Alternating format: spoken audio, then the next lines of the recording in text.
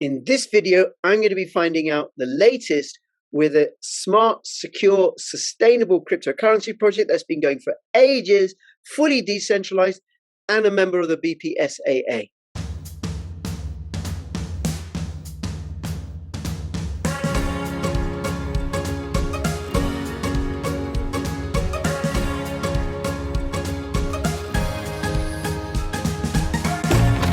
Using Wi-Fi without NordVPN could mean sharing your private stuff with more people than you think.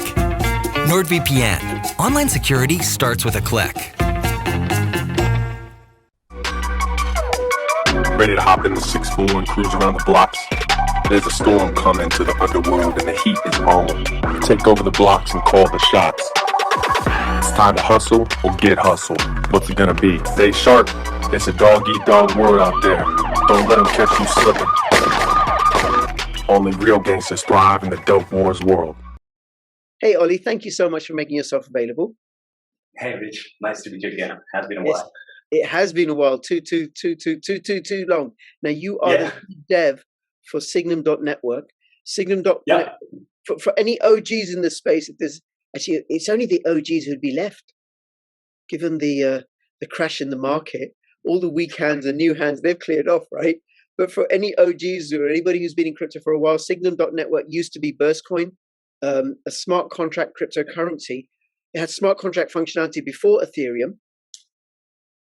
Based project launched in 2014, is that right? Exactly.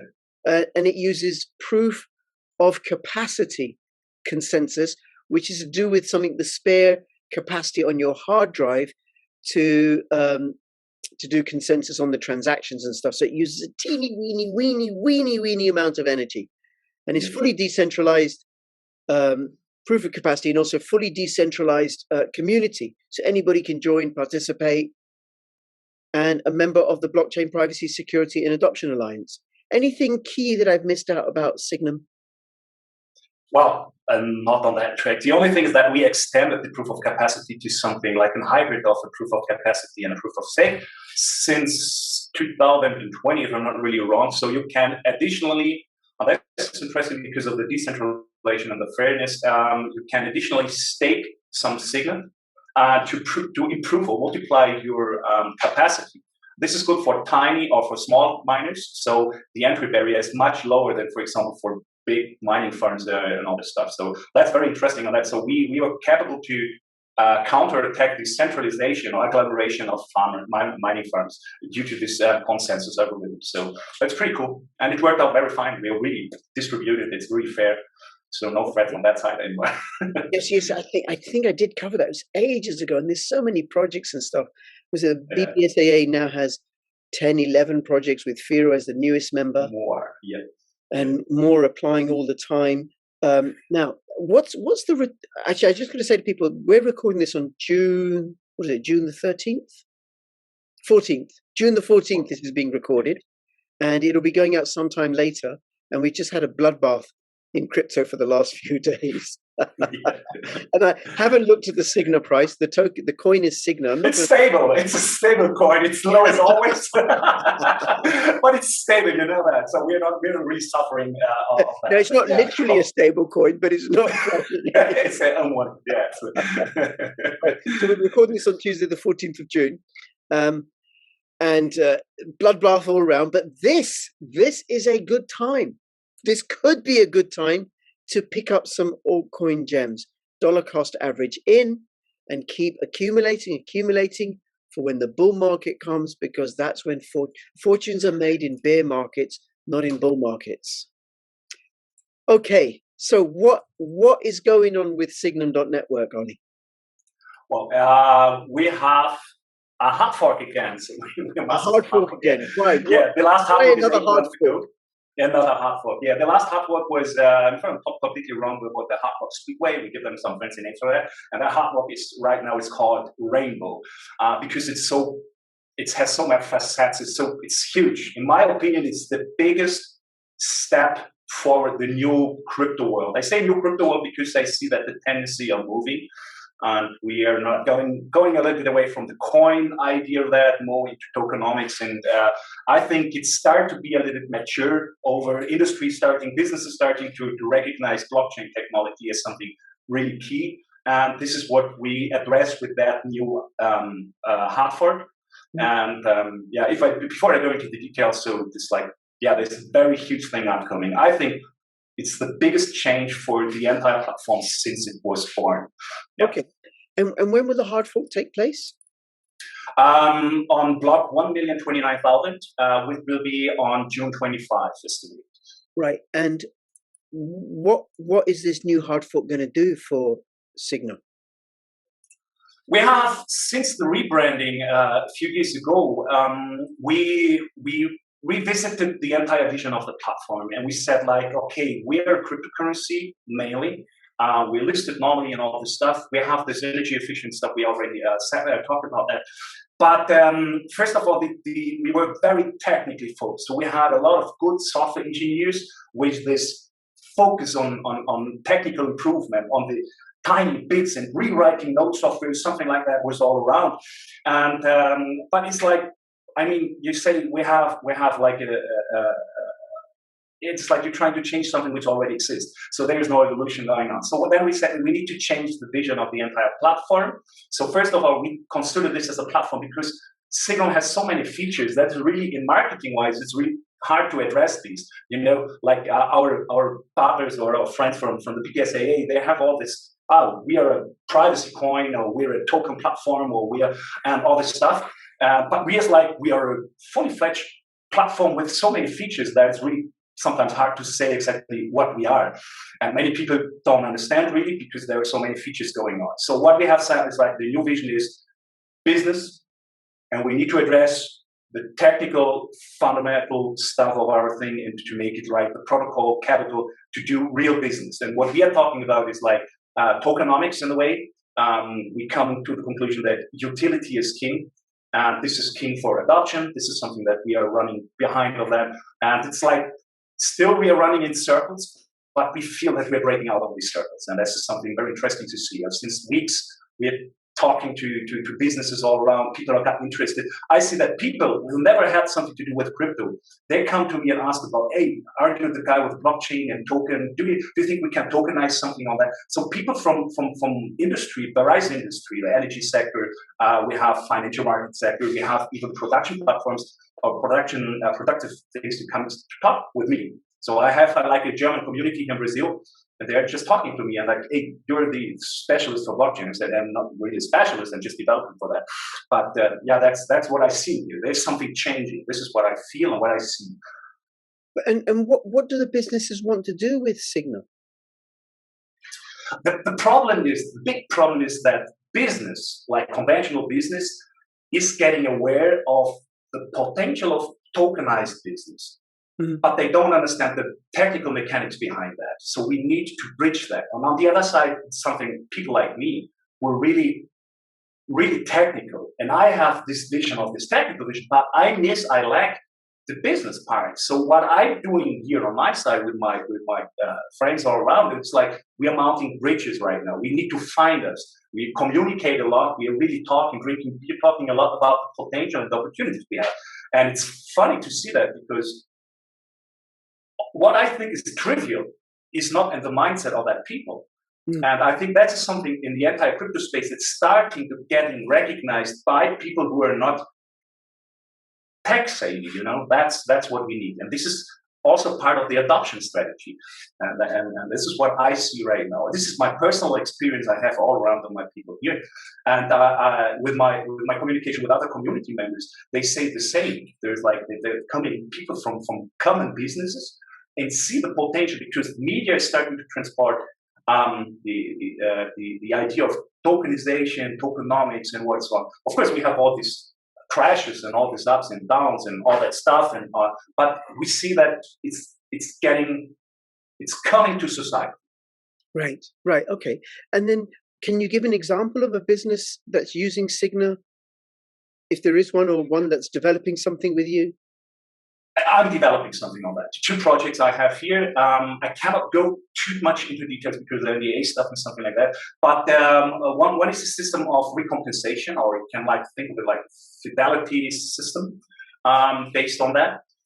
We have another project I'm working on, thinking of is like helping sales people, or even people who produce products and need to sell them, so that they can track the products using that and combine this with a kind of gamified system, something like that.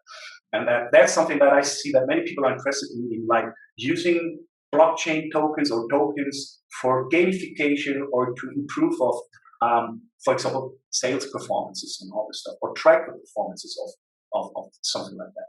There are much more use cases possible. And I'm just starting to understand the businesses and that. But these are 2 projects I'm actively involved in right now. And I always need to convince the people, and I'm trying to build up something and show them and see if we can raise some funds for that kind of project. But this is what I'm going to do right now. It's like looking on that side and trying to bring the utility of the platform to the people, to the business. That's great, because more and more people will discover the word just through their businesses. It just grows and grows and grows and grows, and it takes time, and the mass adoption doesn't happen overnight. Okay, so what are the features of this new hard fork? What will it do? Oh yeah, it's a really huge one. Probably I can share a screen rapidly, because I just prepared a presentation for a video recording that I just launched.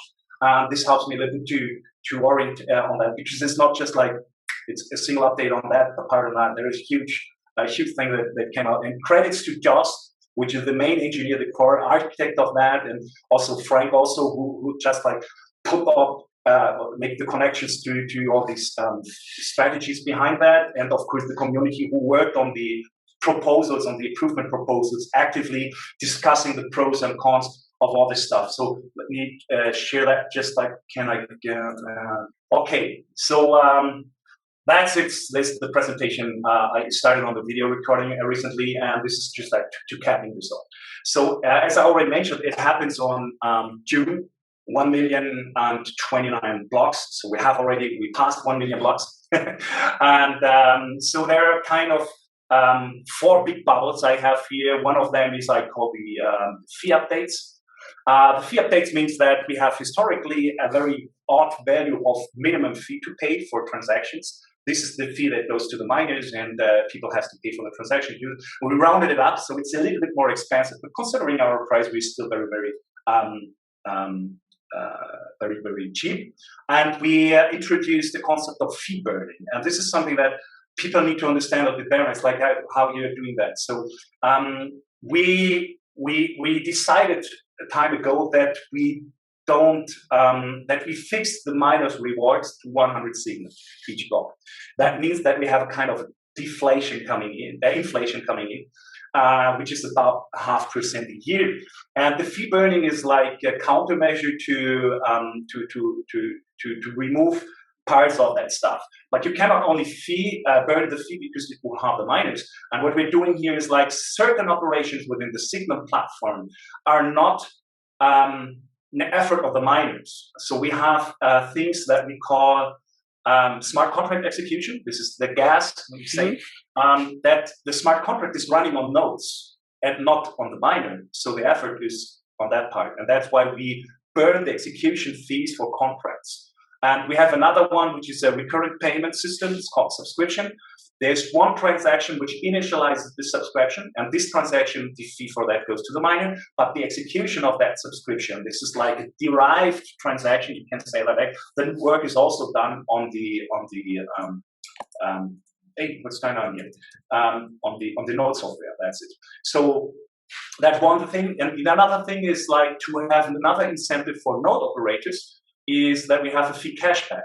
That means that 25% of the fees for the transactions created on your node goes to the node operator. I think this is pretty nice because this is an incentive system for node operators, especially when we think about business people. Let's say, like, we want to make a business, we want to scale out a little bit more, we want to have thousands of transactions on our ones. Would be cool if we get something back for that. And this is one of the things. And this is like 25% is almost that what you pay the 001. As I said here, let me see. This bubbles. I said this is almost 25% if you see the numbers. 73.5 and 001, it comes together. So that matches somehow. This is a minor part of the update. So there are more updates. Something that's interesting, we say like it's like minor updates, like we doubled the block size. We just doubled the block size. I think it's kind of funny to say that because doubling the block size is really, I mean, this is a big protocol change. And we just like make it sideways. I'm saying, okay, double block size. So instead of why double the block size? To address the need for more transactions. We are not really at this point of this amount of network usage, but we changed something in our transaction structure, and effectively we will reduce the current transaction numbers in a block.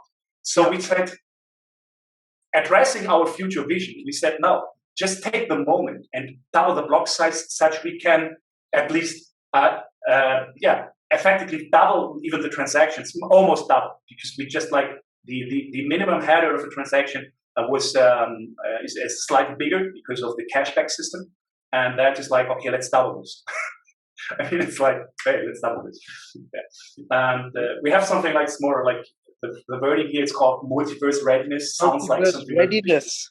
Yeah, that means as we are open source software. Everybody can use all code, and people are working on that. They have like making a fork. There's a guy who makes like data-centric blockchain, and he's using that. And he worked very close together with Joss, the maintainer of the Node software, and so they come together and they figured out that it would be cool if the chain could be parameterizable, configurable. You can customize now your chain is saying like, for my business, I need that kind of minimum fee, I need that kind of block size, I need that kind of things and that. So you customize the code in the way that you build your own blockchain. This is more of that, or your blockchain platform. This is also addressing business needs. And in one of my use cases, I will do that. So what I want to do is like making it like a permissive blockchain for certain businesses I'm working on. And the one of the thing is like, as this is all the same mechanics behind that, like same addresses, same ways how addresses are created. So you have kind of multi-chain compatibility, even on the smart contract parts, of course. So this is what we call multi-chain readiness. So yeah, the smaller one, I said that double block size we see, and now we come to the bigger ones, and just want to steal someone. Hey, Mason. I already got there. There it is. We have already. I'm not sure if you remember that, Rich, but we had already tokens since the beginning. Since I started in 2017 on in the past it was Burstcoin, but Signum, we had a native token system inside the platform. That means no smart contracts. That makes it more efficient. There's no need to execute code. It's less expensive because it's only fee transaction based and all this stuff. And these tokens, there is a built-in exchange, like an order book-like exchange, normal exchange, decentralized. We're having this already running on our BTDEX platform, which is a decentralized multi-token exchange, cross-chain exchange also. And so these token updates bring three big new things. This is first of all mutable tokens. We hadn't this before. That means if I don't know upfront the numbers of tokens I need for my business, I can mint them on demand. Yeah, I think that's pretty cool. And you can also burn them, so you can create something like what I call token streams. Yeah. So this is pretty cool. I like this because it gives. With the conversations with the business partners we have around, they're asking for that. It's like you can make a coupon system like that. It's being used, and then all this stuff is coming up. And another thing is that we introduced something that called Treasury Accounts. That means that if you issue a token, you hold so percent into your treasury account, which won't be considered in circulating supply. This together with the biggest feature here, which is the automatic distribution. So we have a specific transaction that says like distribute so many Signa and or another token to our token holders, which have at least so many tokens, for example. And this will deduct or disconsider all the treasury account stuff, so that I'm the biggest token holder not having my own payments.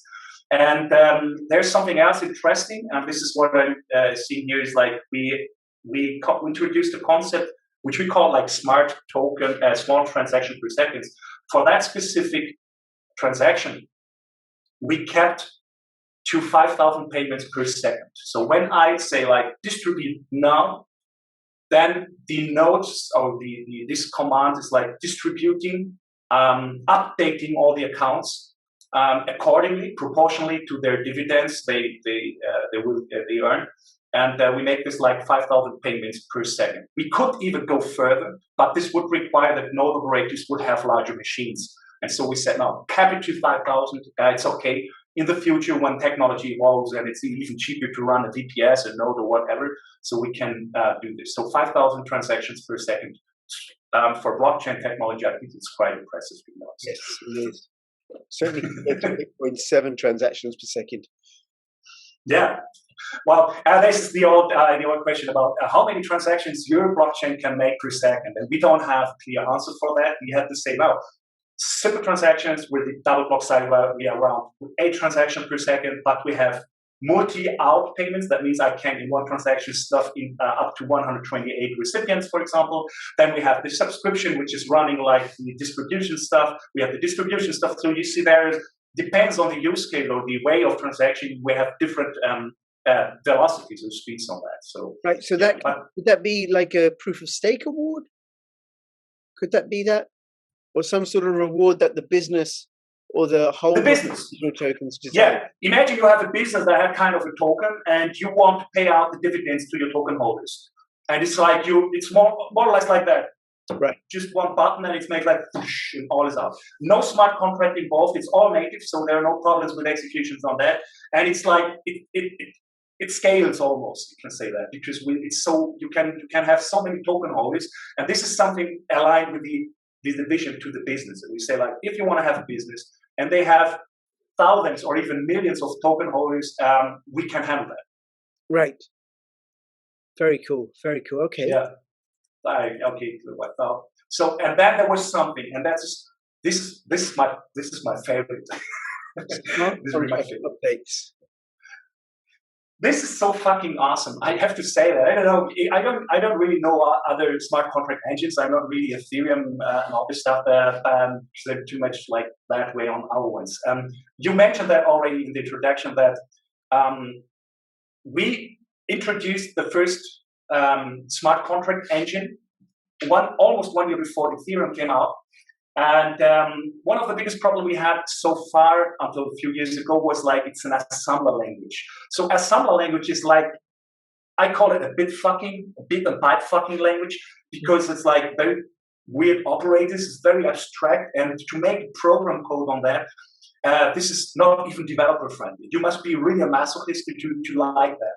So this was one of the biggest problems that never get adopted for a long time. The smart contracts on Burstcoin/Signa. But since 3 years, we have Java compiler. Java is a programming language and high-level programming language, which is one of the most famous programming languages in the world. It's supported by all the tools around.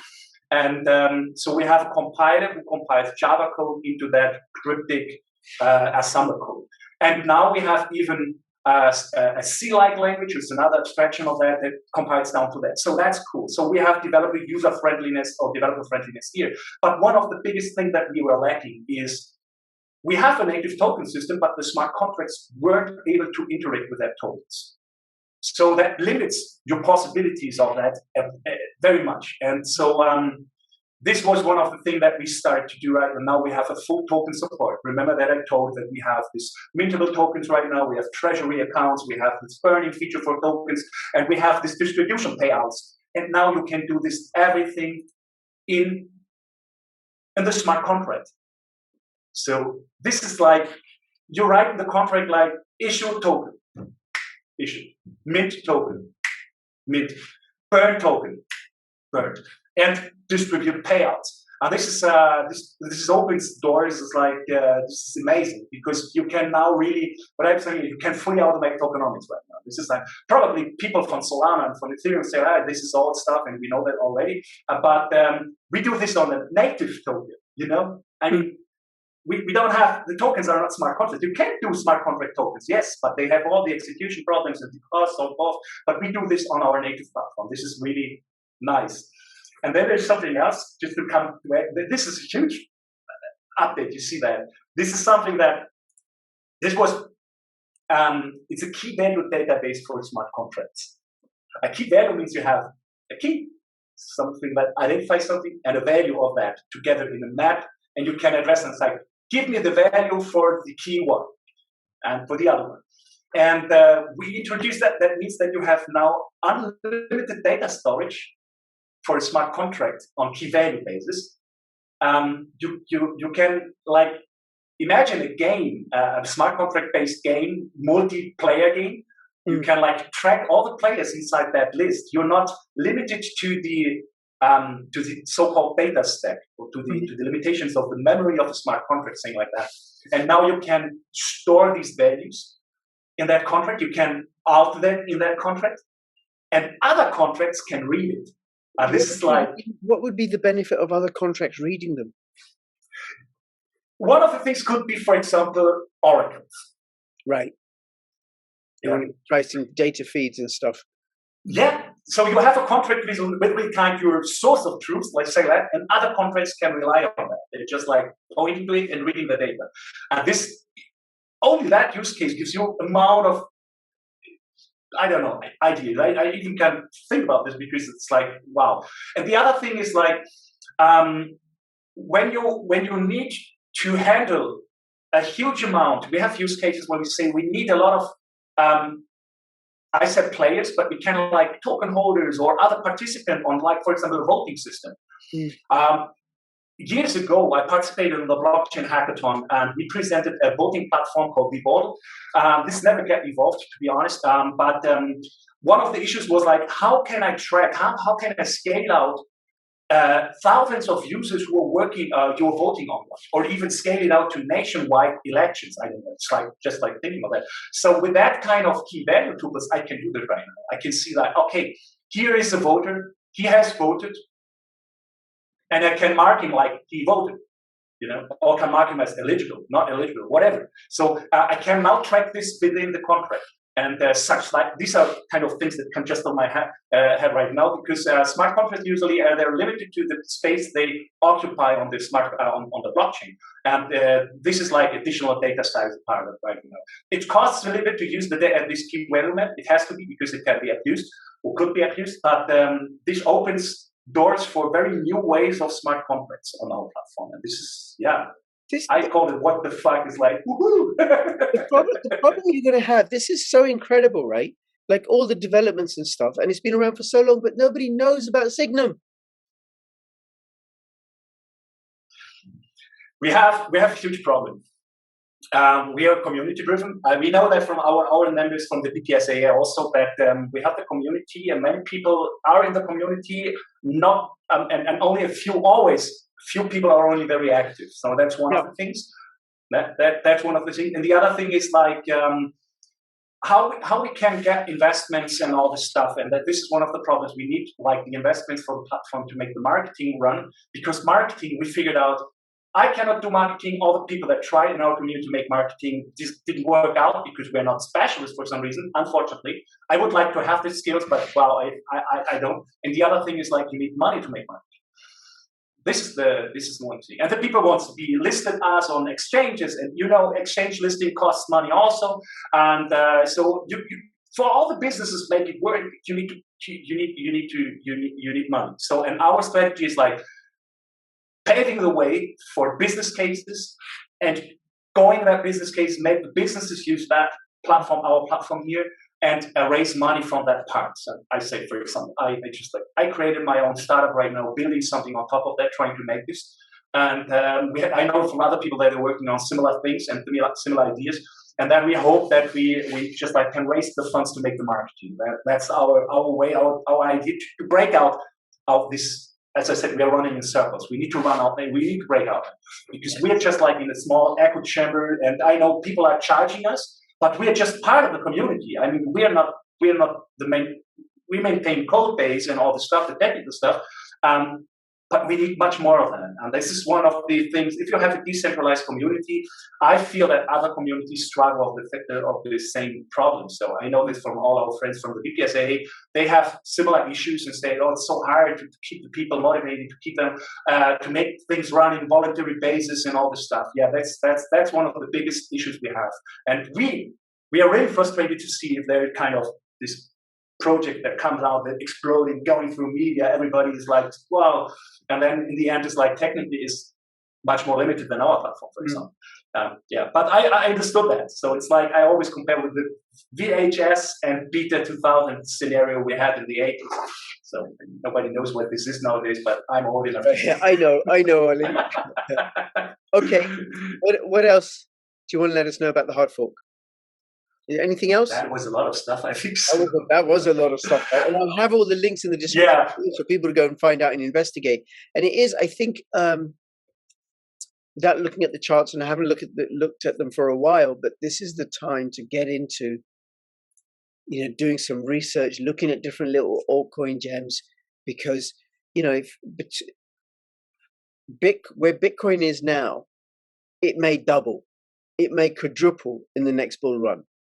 So it could go from what is it now? 28,000 to 125,000, fourfold increase.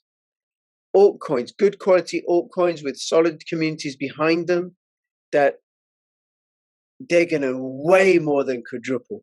And what you're going to look for is going to have sound tech behind it, a community behind it. And I think what Signum has isn't just because you're much, much smaller on your own, but you're much, much larger as a member of the BPSAA because of the way that the projects all support and collaborate with each other. Okay. So I have some, you go check it out. A few things I have to say very, very quickly. Yes, please. Because I have the impression that over the years, we just like major large scales also in development. It's something, for example, one of the things which I would like to show you rapidly here is, for example, our new NFT platform we have. Please. So this one is, for example, we just created this in 5 months together with the community. They helped us. We had a lot of constructive feedback. Shout outs to iPro, who is the main designer of that. But this is like we have now our own NFT platform. So it's working totally decentralized. You see, it takes a little bit of time to load this stuff, but it's all on IPFS. We have no S3 storage. And even that, it's pretty fast. You see, we have Spunky Cryptography, which is a huge collection right now. This is one of the things we made up just to showcase a little bit, that they give people the opportunity to make NFTs. We have much more ideas with NFTs, and not talking about digital images. We're talking about NFTs like for properties or for other things, like for other things. And one of the other things is like we have right now a MetaMask-like wallet.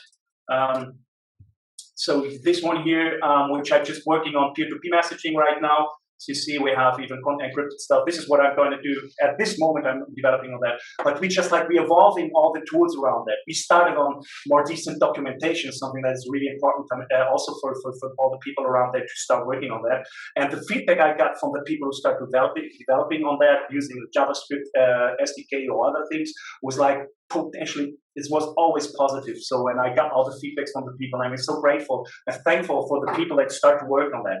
We have so many smart people in the community, and they really wanted to work, and they make all the same question like you do. It's like, why aren't you more famous? Yeah. And the only thing is like, why can you? Well, we're not that shiny. We don't have the marketing. We don't have, I don't know. Yes. Now, I'll have the links to signamark.io in the description below. Now, the the extension wallet, is it possible to mine and stake within that? No. Okay. No, it's not. Mining, I'm not even sure that it's possible. Yeah, we should think of that. Yeah, we should think of that. That would make a big, big difference. But and is it interchangeable and compatible with other extension-based wallets, browser-based wallets? Not yet. So we just started that. That wallet came out together with the NFT platform. So while I was hacking on the backend for the NFT platform and making the architecture, the front end architecture for our designer, I was working on the XT wallet, the extension wallet. I struggled a lot because Google just like made it hard for me because they just changed some protocol, some version stuff there. I'm not sure how MetaMask will deal with it. I'm not sure how Thesis will do this. This is based on the Thesis wallet, you say that, but it's not compatible with it. Just like I removed the internals. And a lot of work. And we are still evolving that. Next step will be full token support together with a hard fork that comes up. We are working on a token exchange platform. There will be, the idea is until the end of the year that we have a token exchange together with liquidity pools on that stuff, but they're not compatible with other chains or other chains yet. We will address this later. We know that interoperability is something very important, even within the BPSAA.